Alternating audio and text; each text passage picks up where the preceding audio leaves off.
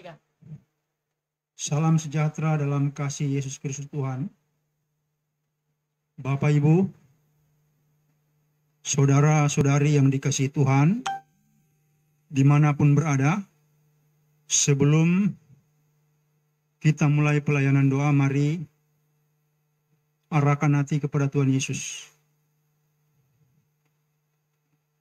Haleluya Yesus. Glory, haleluya Yesus.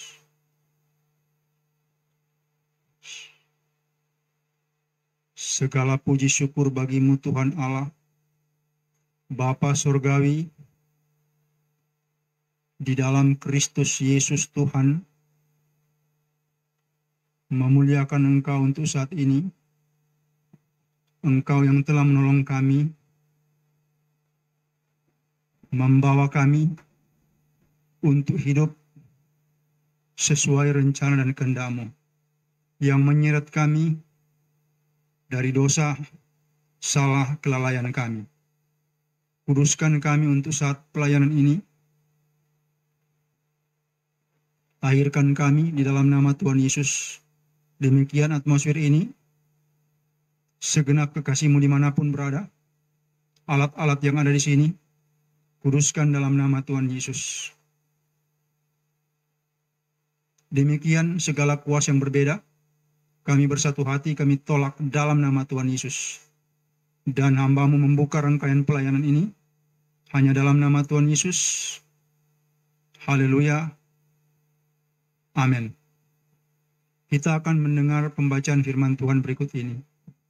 Firman Tuhan saat ini 2 Raja-Raja 4 ayat 1 sampai 7. 2 Raja-Raja 4 ayat 1 sampai 7. Dengan tema minyak seorang janda. Salah seorang dari istri-istri para nabi mengadukan halnya kepada Elisa sambil berseru, "Hambamu, suamiku, sudah mati dan engkau ini tahu bahwa hambamu ini takut akan Tuhan.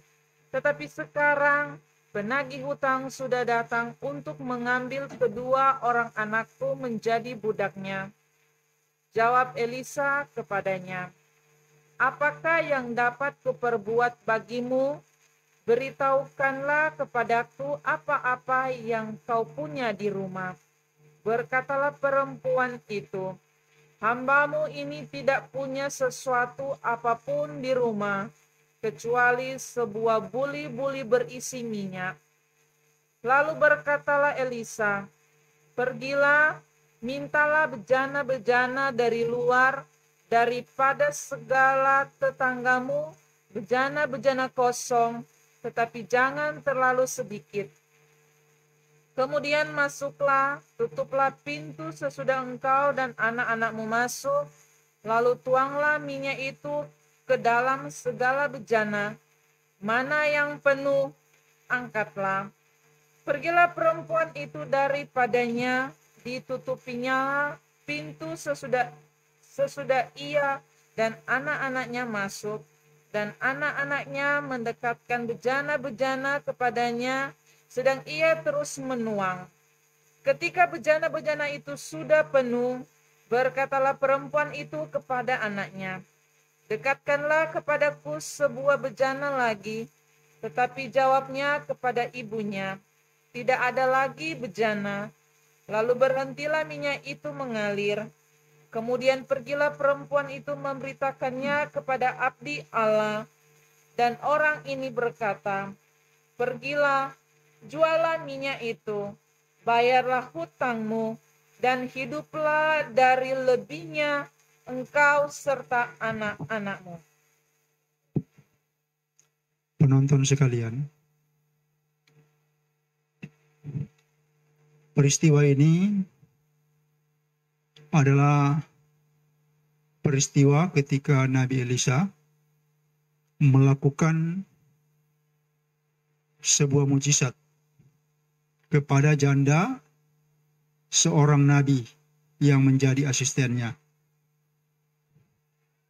Karena sang nabi itu sudah meninggal, maka tersisa hutang yang harus dibayar oleh jandanya. Kalau tidak mampu, tentunya anak-anaknya akan diambil sebagai budak. Nah, ini situasi yang berat. Mungkin banyak dari Anda menghadapi situasi yang tidak sama seperti ini, tetapi tekanannya mirip. Desakannya itu luar biasa. Anda mungkin panik seperti janda ini, tetapi dia tidak kurang akal untuk mengadukan perkara ini kepada Nabi Elisa. Ya, tentunya dia katakan bahwa suaminya adalah seorang yang takut akan Tuhan. Ya, tentunya melayani Tuhan dan kredibilitasnya diketahui oleh Nabi Elisa. Maka sang nabi tidak ada pilihan lain selain harus melakukan sesuatu. Ya, tentunya tingkatan yang seperti Nabi Elisa, dia langsung tentunya mengkonfirmasi perkara ini kepada Allah. Dan setelah mendapat jawaban, maka tentunya ia bertanya, apa yang ada pada janda ini? Memang keadaan mereka sangat miskin. Tidak ada apa-apa selain minyak dibuli-buli. Nah, kalau memang keadaan sudah seperti ini, maka Nabi Elisa itu bertindak. Ya, seperti pembacaan kita tadi. Pembacaan kita tadi itu sang nabi memerintahkan untuk mengumpul bejana yang ada pada tetangga-tetangga dari si janda dan membuat atau menuangkan minyak yang ada di buli-bulinya itu ke dalam setiap bejana sampai penuh. Kalau kita baca memang semua bejana itu habis terisi. Sampai tidak ada lagi yang akan diisi. Dan kemudian aliran minyaknya berhenti. Penonton sekalian, sebenarnya yang saya mau katakan, apa yang menjadi dasar sehingga sang nabi atau dalam kurung Allah, karena sang nabi ini adalah abdi Allah. Apa dasar untuk melakukan sebuah mujizat? Yang menolong janda ini membayar hutangnya. Lebihnya dipakai untuk biaya hidup dia dan anak-anaknya.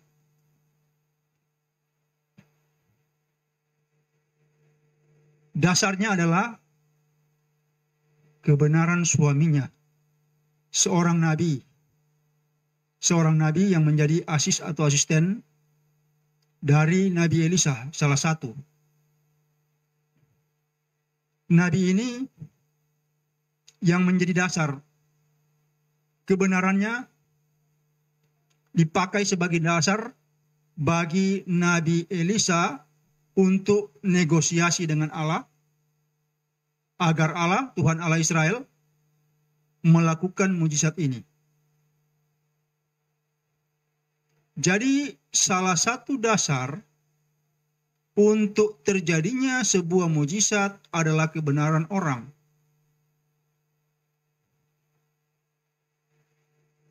Ada doa-doa yang saya dapati sifatnya membabi buta alias tidak berdasar. Orangnya tidak benar, orangnya tidak ada dasar untuk sebagai orang yang mengenal Allah. Dia tidak mengenal Allah, tapi dia mau Tuhan Allah melakukan mujizat baginya. dan tidak tanggung-tanggung. Mujizat yang dimintanya adalah mujizat finansial, mujizat keuangan, melepaskan ia dari tekanan hutang dan tekanan hidup, penghidupan yang morat-marit. Ada yang saya dapati orang-orang yang doa-doanya ini membabi buta, alias doa yang tidak berdasar. Kalau doa itu tidak berdasar, sepatutnya kita periksa dan kita koreksi. Jangan doa kita terlalu pongah. Allah yang mana yang akan mendengar doa kita kalau kita tidak punya kebenaran, lantas meminta mujizat? Di bagian yang lain di Alkitab, di dalam Keluaran, sewaktu Allah membebaskan orang Israel dari penjajahan atau perbudakan di Mesir, maka tentunya dia yang punya kehendak menetapkan sebuah rencana kepada orang Israel, karena tentunya janjinya kepada Abraham, Ishak dan Yakub. Maka terjadilah 10 mujizat yang disebut orang 10 tulah. Wah, ini sisi yang lain. Sisi yang lain dari mujizat, ini mujizat yang seram. Dia lakukan karena mau membebaskan umatnya. Dan kalau dia sudah lakukan, dia tidak mau siapapun juga termasuk Firaun menghalangi rencananya. Dan memang itu terjadi. Kemudian mujizat laut terberau terbelah menjadi 2, menjadi berkat atas Israel, tetapi menjadi kutuk bagi orang-orang Mesir yang mengejar mereka di belakang. Kenapa? Laut terberau kembali tertutup, sedangkan orang-orang Mesir mengejar di belakang. Matilah mereka. Itu mujizat yang lain. Kemudian kalau kita lihat rencana dan kehendak Allah, dia harus memelihara umatnya sampai di tanah perjanjian. Caranya, dia bikin mujizat mana. Karena umatnya juga minta daging, maka dia, Tuhan Allah, memberi burung puyuh. Nah, ini jenis mujizat karena adanya rencana Allah kepada umatnya. Yang kedua, ada rencana Allah kepada umatnya. Yang tadi pertama karena kebenaran. Karena kebenaran.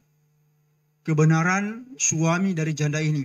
Dan memang delik yang dikemukakannya kepada Nabi Elisa tepat sekali. Sulit untuk mengelak.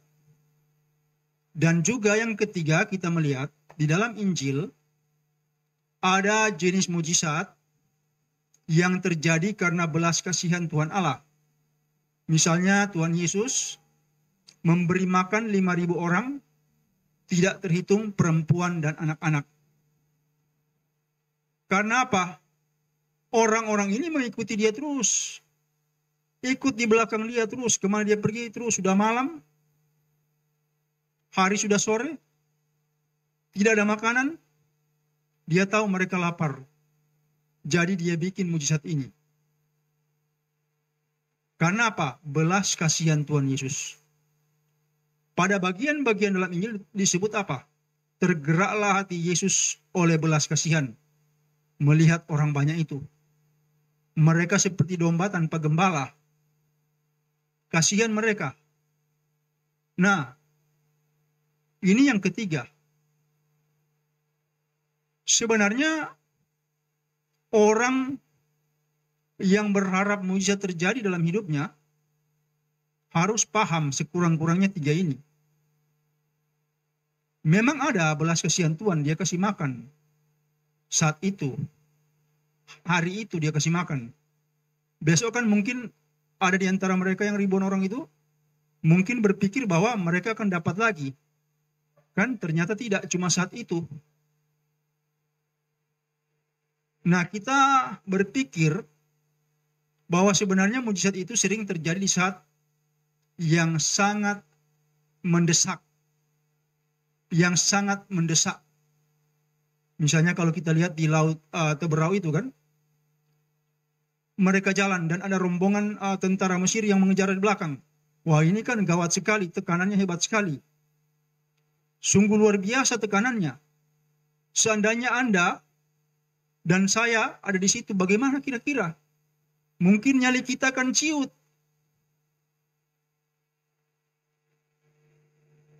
Nah, penonton sekalian, tolong periksa doa-doa kita yang berharap mujizat dari Tuhan. Kalau Anda sakit, mungkin minta belas kasihan Tuhan. Minta belas kasihan Tuhan. Dan Anda yang sakit, karena dosa Anda, karena dosa kita, misalnya karena makan hal-hal yang bertentangan dengan prinsip kesehatan terlalu banyak. Misalnya terlalu banyak minyak, terlalu banyak asam. Kemudian makanan-makanan yang sebenarnya tidak cocok dikonsumsi karena masalah umur. Saya ingat ada orang yang saya kenal, dia kalau orangnya sudah umur 50 tahun lebih. Tapi kalau dia lihat itu kue tar, ya dia makan. Mungkin kalau di situ ada 30 orang, yang selebihnya itu setengah saja dari tar yang besar itu cukup, dia maunya makan sampai setengah. Nah, ini mengakibatkan penyakit. Orang kena asam urat, orang kena kolesterol, tekanan darah tinggi, jantung koroner, dan masalah-masalah lain di organ, ada kalanya karena makanan. Kita harus makan terukur, secukupnya. Sebab itu dalam doa Bapa kami, Tuhan Yesus mengajar, berilah kami pada hari ini makanan kami yang secukupnya. Makanan yang secukupnya. Kita harus makan yang secukupnya sesuai dengan porsi tubuh kita. Ya, tapi kalau di Minahasa Manado, susah, apalagi kalau situasi seperti sekarang. Mereka bilang katanya kuncikan tahun baru, wah itu disuruh makan. Kalau sudah kenyang pun mereka paksa, makan lagi.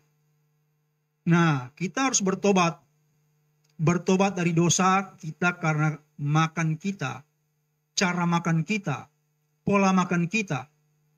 Kita harus bertobat.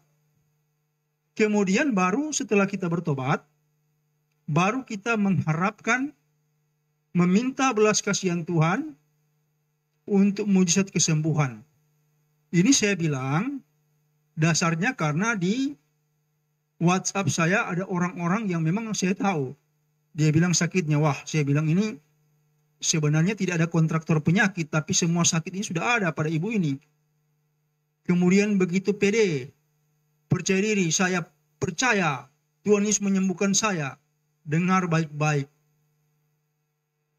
Mungkin dalam gerejamu tidak ada pengajaran, sehingga engkau tidak tahu bahwa di Kibrot Ta'awa, saat orang Israel makan dengan lahap, dengan rakus disebut di situ, burung puyuh masih di mulut mereka, maka Allah menghantam mereka, orang-orang itu jatuh dan mati. Karena apa? Rakus. Sudah rakus, tidak sadar berdosa. Sudah melakukan dosa atas tubuh pertama-tama. Kemudian berarti apa? Dosa terhadap Tuhan Allah. Masih mau katakan saya percaya Tuhan Yesus sembuhkan saya. Apa dasarnya? Saya bilang, ibu bertobat dari dosa makanan, pola makan yang salah. Baru ibu minta belas kasihan Tuhan untuk mujizat kesembuhan. Siapa tahu Tuhan mengasihani ibu. dan menyembuhkan ibu. Masalahnya orang-orang Kristen tidak diajar dengan baik. Saya jujur saja sedih. Mereka tidak dapat diajar dengan baik sehingga tidak dapat menakar diri. Tidak dapat menakar diri posisi mereka sebagai apa? Sebagai umat. Umat yang bagaimana? Yang pendosa. Lah itu bahaya. Bisa dibinasakan Allah. Tuhan kita Tuhan yang baik. Dia pengasih dan penyayang. Kalau sang di season akhir sudah menentukan, habiskan ini, celaka. Kalau Bapak sudah memang berpikir seperti itu seram. Lihat saja itu. Orang-orang Israel ketika mau keluar dari Mesir. 10 tulah. Kalau orang Manado Minasa bilang 10 katulah. Ini mereka kena tulah. Orang-orang Mesir itu ditulahi Allah karena mau tahan umat Israel, masalahnya kan. Tidak ada yang dapat menahan Allah. Bapa di sorga tidak dapat ditahan. Siapapun manusia yang berpikir bahwa dia dapat berdiri tegak dari murka Allah, ini masalah. Sebuah masalah. Benahi otak kita agar kita tahu mengukur. Masalahnya kalau kita tidak tahu mengukur dan menakar, kita ini seolah-olah berpikir seperti Nabi Elia dan Elisa. Sehingga firman yang untuk mereka dan firman untuk orang-orang pilihan yang di Alkitab, kita pikir juga untuk kita. Ini dungu sekali. Pengajaran bagaimana ini? Maaf, saya ketawa karena saya pikir kan tidak cocok.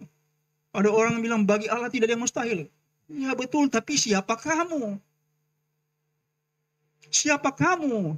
Sehingga mengatakan bagi Allah tidak mustahil. Kemudian dia bilang kalau ada orang yang mengatakan kepada saya, kalau kan Pak berdoa, itu apa saja yang kamu minta doakan, percayalah kamu telah menerimanya, maka hal itu akan diberikan kepadamu. Saya langsung bilang, itu kan kepada murid, kepada rasul-rasul kata-kata itu. Itu kepada orang pilihan juga yang sekarang. Bukan umum. Satu ketika saya jengkel, saya bilang, ini Tuhan Yesus kan kutuk pohon ara konteksnya kan. Nah kalau kamu pikir kamu orang pilihan dan firman itu untuk kamu, sekarang kamu matikan pohon itu. Dengan perkataan kamu seperti Yesus. Dia lihat saya, dia terkejut. Lah bagaimana itu Pak? Saya langsung kasih contoh. Kalau saya, orang yang mandul, yang tidak dapat anak, saya kutuk roh mandul itu dan saya masukkan di pohon, dan pohon itu biasanya langsung kering.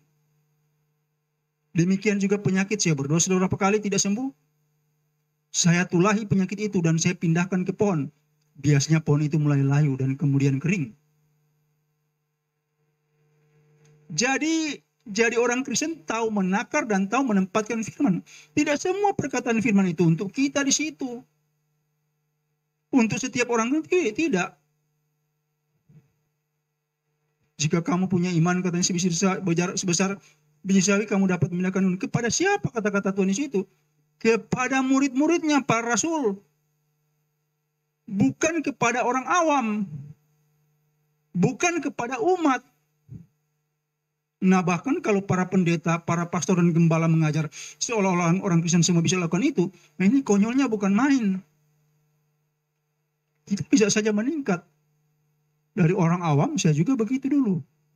Kemudian menjadi masuk pada panggilan Tuhan, masuk pada pilihan Tuhan, mendapat jawatan, mendapat jubah, kemudian dipakai Tuhan.